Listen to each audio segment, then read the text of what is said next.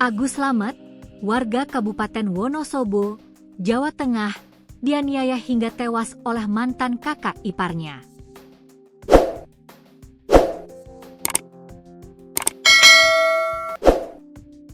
Korban ditemukan tergeletak di jalanan di wilayah Kecamatan Salaman, Kabupaten Magelang, Jateng. Kapolresta Magelang Kombes Herbin Garbawiyata Jaya Sianipar mengatakan, awalnya Polsek Salaman mendapat laporan mengenai adanya seorang laki-laki terkapar dalam kondisi tidak sadar di Dusun Brengkel 1, Desa Salaman, pada Senin, 19 Mei 2025, sekitar pukul 13 waktu Indonesia Barat.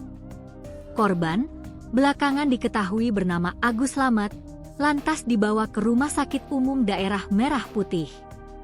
Saat diperiksa oleh tim medis, ditemukan luka-luka yang dialami oleh korban, yaitu kondisi wajah ada luka lebam di bagian mata kiri, ungkap Herbin dalam konferensi pers hasil operasi Aman Candi, Jumat, 30 Mei 2025.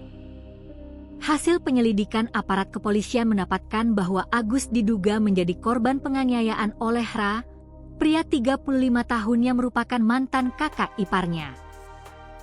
Ra ditangkap sehari setelah penemuan Agus di jalanan dusun.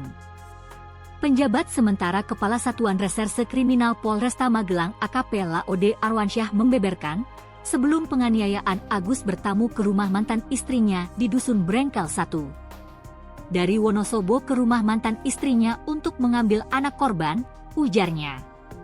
Arwansyah mengatakan, timbul kesalahpahaman antara Agus dan mantan istrinya yang membuat Ra tersinggung sehingga menganiaya korban hingga babak belur. Pelaku ini dalam kondisi mabuk, minum minuman keras, juga, lanjutnya. Agus dianiaya di rumah adik Ra atau mantan istrinya. Ia sempat kabur hingga akhirnya rubuh lebih kurang 500 meter dari tempat kejadian perkara.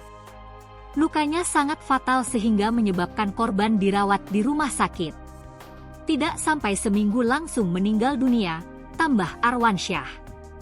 Ra disangkakan pasal 351 KUHP terkait penganiayaan dengan ancaman hukuman 7 tahun penjara.